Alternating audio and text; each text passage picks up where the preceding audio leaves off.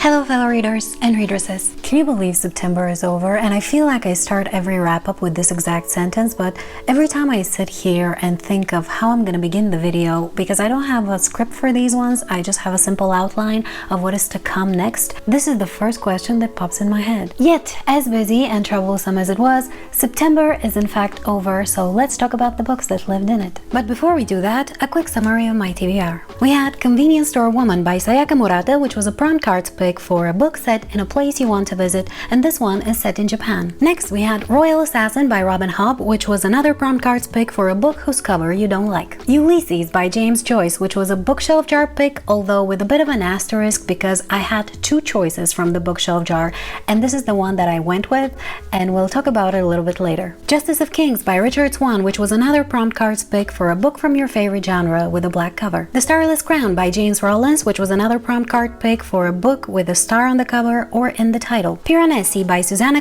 which was another prompt cards pick for a book inspired by mythology. From Blood and Ash by Jennifer L. Armentrout, another prompt cards pick for a Good Choice Award winner. Fullmetal Alchemist Volume 8 by Hiromu Arakawa, which was another prompt cards pick, and the prompt was to read a manga or graphic novel. And Alchemist by Koontz, which was a free choice for completing the map. And to make matters worse, I had about 75% from Empire of the Damned by Kristoff, left over from basically 2 months ago. So you probably won't be surprised to hear that I didn't read all of these books. And we're gonna start with the casualties. Who's shocked? Ulysses by James Joyce. I admit I have no clue what I was thinking when I selected this one. I had a choice. I could have picked a different book, though to be honest, I probably wouldn't have read that either. I just read the synopsis and it sounded like fun, and then I didn't even open the damn thing the whole month. I do want to read it though, one day. Not now. Now for the books that I actually read in the order in which I finished them. The first one was actually a manga, and it's Fullmetal Alchemist Volume 8, which I read on the 8th of September. Coincidence?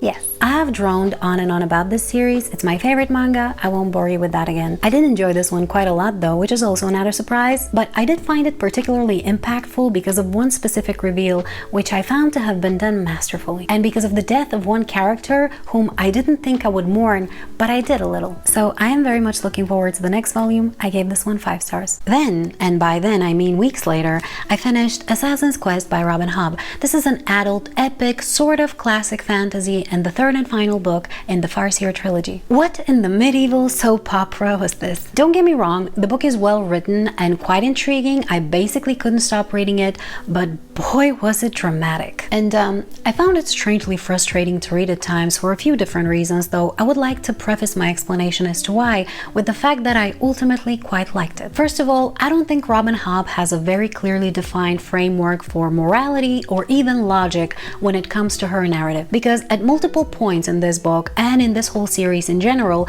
we see a character being berated with accusations of selfishness and lack of foresight and common sense by a bunch of characters, and it's somehow presented by the author as this great revelation. But when you examine the evidence, her whole point falls apart for a few different reasons. The first of which is that yes, he is hasty and acts based on emotions most of the time, but he was ultimately right. And if the characters who are berating him had listened to him earlier, a lot of this mess could have been avoided. And even worse, those same characters who the author is utilizing as vessels for moral and intellectual superiority were absolutely no better. And I've had a discussion on this topic with an acquaintance of mine recently, where he was defending those characters by stating that, well, morality is relative, as though this sort of statement is supposed to end all talk on the matter.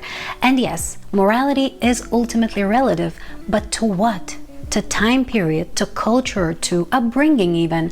It's not supposed to be relative to whether I'm the one who's doing the thing or you. And yes, we all have our own moral framework, or at least we should. I don't expect you to abide by mine.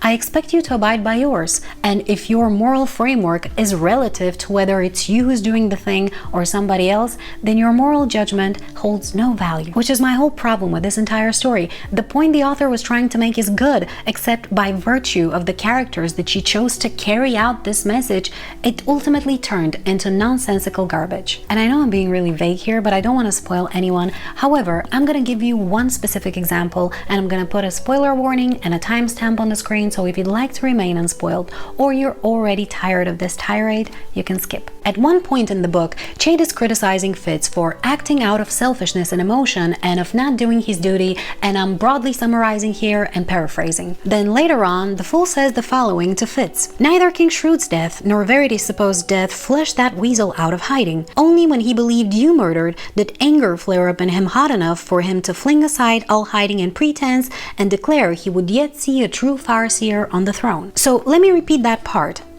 Neither King Shroud's death nor Verity's supposed death flushed that weasel out of hiding. Well, why the hell didn't it? He's supposed to be the king's assassin. He's supposed to prevent that sort of thing from happening. He's supposed to protect his king, and he didn't do it for Shroud, and he didn't do it for Verity, and it took the supposed death of a damn near irrelevant boy to get him to actually do his job. And on top of that, he had the gall to sit here and lecture Fitz on duty and morality and emotionality and whatnot. He didn't do his duty when he was supposed to. He didn't come out of hiding when he was supposed to. He only did it when he was emotional enough. And to do what?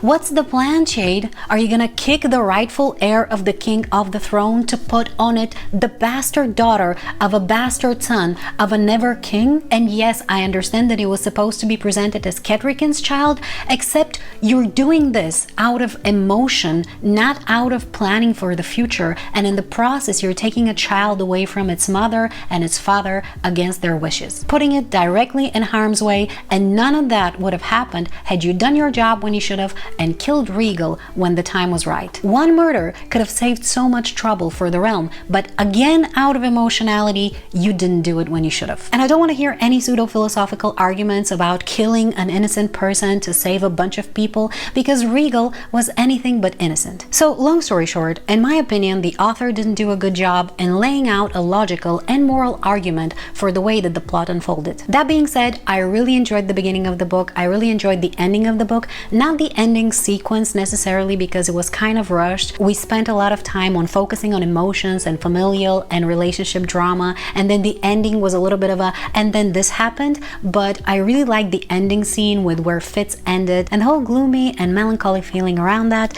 I guess I like being sad. I actually have a lot to say about this book and about this series as a whole, and I guess saying that I have a lot to say is a bit redundant after I already said a lot, but I was actually thinking of making a separate video specifically talking about the series, and maybe I will, but I don't want to promise anything. As a whole, I really enjoyed the book. I gave it 4 stars, actually a little bit above 4 stars, but not enough to make 4.5, and I'm definitely looking forward to continuing with the Realm of the Elderling. The third book I finished in September was From Blood and Ash by Jennifer L. Armentrout. This is a new adult, allegedly fantasy romance, and oh boy, where do I begin? First of all, I didn't have high expectations for this book for reasons related to my dislike of romantasy, but I mean, this is a Goodreads Choice Award winner for romance, and frankly, I wasn't impressed. As a romance, this was mediocre at best, though again, keep in mind that I'm not really a romance reader. I didn't detect any of the chemistry that was alleged by the author between the two main characters. Speaking of which, the character work was abysmal. Our female protagonist and our main point of view was a combination of conveniences and exposition. Just your typical, not like other girls, virgin. I guess that part is important because it was mentioned on every other page, Mary Sue. While the love interest was 3 boring cliches glued together, tall, muscular, and dangerous, and those were repeated every time he waltzed on page. I also didn't really like the writing style, a lot of repetitions, stupid metaphors, and did I mention exposition? As a fantasy, this was lukewarm, thanks to the wasted potential of a possibly curious world which was nicely dark and gloomy, but barely made sense most of the time. Like, there's so much thrown in it, and most of it ends up being useless ultimately. For example, this is essentially a medieval world, but they have electricity, and the only thing it's used for is lighting rooms. You mean to tell me you discovered electricity and you won't use it for anything else? And worst of all, it ends up being entirely inconsequential. The author just throws it in to have more stuff in her world, I guess. And you might think this is not a big deal, but it's a localized example of a bigger issue: excessive content dumping for the sake of spicing up the dish, which results in a chaotic, directionless mess. On the whole, it was an awkward, boring, and somewhat annoying read, but I rounded it up to 3 stars because the world has some potential and there was coherent plot at some point. However, I will not be continuing with the series. Next I finished Piranesi by Susana. This is an adult mythology-inspired fantasy / magical realism / mystery. What an unusual read this was. I am struggling to describe it, and frankly, I don't really want to. I sincerely advise you to go into it fully blind. All I will say is this: fascinating world, intriguing mystery, lovely main character, amazing atmosphere, beautiful ending. By the way, if you're not familiar with the name Piranesi or Piranesi, in real life it belongs to an Italian architect, Giovanni Piranesi, who, well, he was an architect among other things, but how I knew about him was through a series of etchings that he's made called Imaginary Prisons. I've always found those fascinating and so very beautiful, and while you don't have to know anything about the guy or his work in order to enjoy this book, having been familiar with his work prior to it kind of made me like it more. This was such a fascinating read. I was hooked from the very beginning, and by the end I was so very impacted. I still find myself thinking about the book every now and then, and whether it's possible to erase what we've become and to kind of return to innocence. Probably not, unfortunately. I love the book and I gave it 5 stars. Next I finished Alchemist by Koontz. This is an adult supernatural thriller / horror and the first book in the Alchemist series. I knew absolutely nothing about this book prior to reading it, except that it came highly recommended by a friend, and I loved it. From the beautiful writing style, through the way this man unfolds a narrative, to the minor, seemingly inconsequential details, which make this bizarre story feel so very real. And I love the way he broke my heart. From the very first mini story that he told, all the way to the ending, it was perfect. To give you a bit more details, we follow a small town guy with very unusual skills and very simple dreams, and he's surrounded by a cast of very quirky characters whom I got very attached to. Odd, that's his actual name, gets signs that something terrible is gonna happen in his small town, and he goes into investigating it, and the discoveries that he makes are shocking, and I'm gonna admit, at times, my skin crawled. And as I said, I loved every minute of it. I gave the book 5 stars, and I'm definitely going to continue with the series. God, this was a good book. Next I finished The Justice of Kings by Richard Swan. This is an adult, epic, in my opinion, grimdark fantasy and the first book in the Empire of the Wolf series. This was a very gloomy read, slightly reminiscent of a Game of Thrones, but only in 3 very particular aspects. Number 1, it's grimdark, and I'm gonna die on this hill because not a lot of people qualify the book as such, but when you look at the themes, scenes, and general tone of the read, they all point to that genre, so there. Number 2, the frustration that one feels in seeing the characters that he's rooting for fail miserably and repeatedly. Martin has managed to destroy us all by creating characters that you intensely support only to force you to watch them suffer. Swan has done a similar job, except the characters that he created did not get me as attached. And number 3, it's cold. This is the perfect autumn or winter read, and it will have you shivering in your imaginary boots the whole time. I like the setting, the magic system, and the distinctly law-oriented plot. This is part murder mystery and entirely very political book. And the way necromancy was portrayed here was chef's kiss. What I didn't like was the slightly meandering writing style and the relatively flat way that some of the plot points unfolded. And I realized that this is a very vague way of saying almost nothing, but I really have no better way of summarizing my complaints. However, I did have a good time reading it, if you can call the utter frustration with the bad outcomes suffered by our protagonists a good time, and I will continue with the series. I gave the book 4 stars. And then, after more than 2 months, I finally finished Empire of the Damned by Kristoff. This is an adult grimdark vampire fantasy with some horror elements, and the second book in the Empire of the Vampire series. What can I say about this book? First of all, it was very cinematic. Kristoff has this way of creating scenes that are so vivid that you can kind of see them play in your head, and I think if the series was made into a TV show or a movie, it would do very well. Secondly, it was very, very dramatic. Again, Kristoff has this writing style that likes to dramatize things to a certain level, and I must say, it works quite well. It was also a little too meandering for my taste, which is a complaint that I had with book 1 as well. He likes to repeat certain things, again, in order to up the drama, but I think in some cases he overdid it a little bit. Also, I could have done with a little less details on the sexual scenes, though I understand why they are made this way, so I'm not necessarily complaining about it.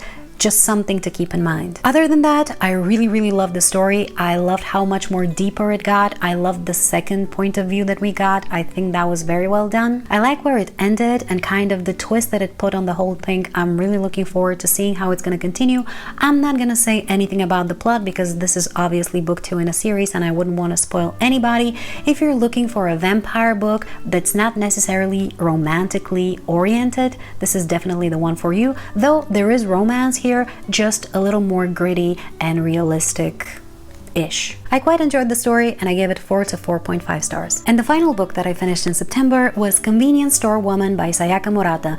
This was a very interesting read and one of the more unusual books that I've ever picked up. We have a standalone contemporary novel about a woman who, I don't want to diagnose anyone, but from a very early age, she has no inherent understanding of most of the human emotions and desires. She has no empathy really, though she isn't mean, just extremely practical to what some of us might consider a disturbing extent, but she is intelligent and adaptable. She notices what makes people uncomfortable and tries to avoid it, as well as what makes them comfortable and tries to adopt it. And she finds purpose in working at a convenience store for 18 years happily. No desire to change, no desire to progress, just the perfect peace achieved through being a useful cog in the machine of society. But people, as you can imagine, don't really understand that and kind of refuse to accept it, pushing her to progress and achieve more as is expected. It's funny how sometimes we all work to make each other conform without even realizing it. As I said, this was a very interesting read because on the one hand, it gives you a unique perspective with a protagonist who thinks in ways that, at least to me, seemed akin to an alien trying to understand humanity. And I'm not trying to be insulting here, just hyperbolizing slightly in order to give you an idea of the feeling. And I liked it. I thought it was brilliant. On the other hand, as someone who's not only not visited Japan, but grew up and is currently living in the free-for-all wilderness of the Balkans, some of the aspects of the Japanese culture portrayed here I found to be fascinating. From the obvious being the food, to the extreme politeness and sense of duty, there were others, but I'm not gonna mention them all. One thing I would like to point out is that the quotes and blurbs on the back of the book left me with a completely different impression as to what to expect from it. Hilarious. I couldn't put it down. This novel made me laugh. Absurd, comical, cute, audacious, and precise. This book was not funny. Maybe like a scene, but it was also kind of tragically so. It made me sad. Kind of a lot. I mean, I liked it, but it was not funny. I think the discrepancy might be coming from the difference in language and culture, so there is a distinct possibility that the funny got lost in translation. As I said, I liked it. I think it's a very meaningful read, and I think it would benefit a lot of people to read it, and it's only slightly over 160 pages, so there, I gave it 4 stars. And so to summarize, in September I read 8 books, which amounted to a total of 3,371 pages. In terms of genre, I read 4 fantasies, 1 horror, 1 literary fiction, 1 manga, and 1 mystery. In terms of format, I read 7 paperbacks and 1 ebook, and in terms of sourcing, I owned 7 of the books and borrowed 1. And that is the whole of it. I'm really happy with those results. I'm kind of surprised, to be honest, because September was a bit weird and I didn't think I would do as well as I did. Most importantly though, I got to read some very beautiful books during that month, and that makes me very happy. I hope you enjoyed watching this video and that you had an easier month than me, and please let me know what was your favorite read of the month. Thank you so much for watching, and I'll see you soon in another video. Bye!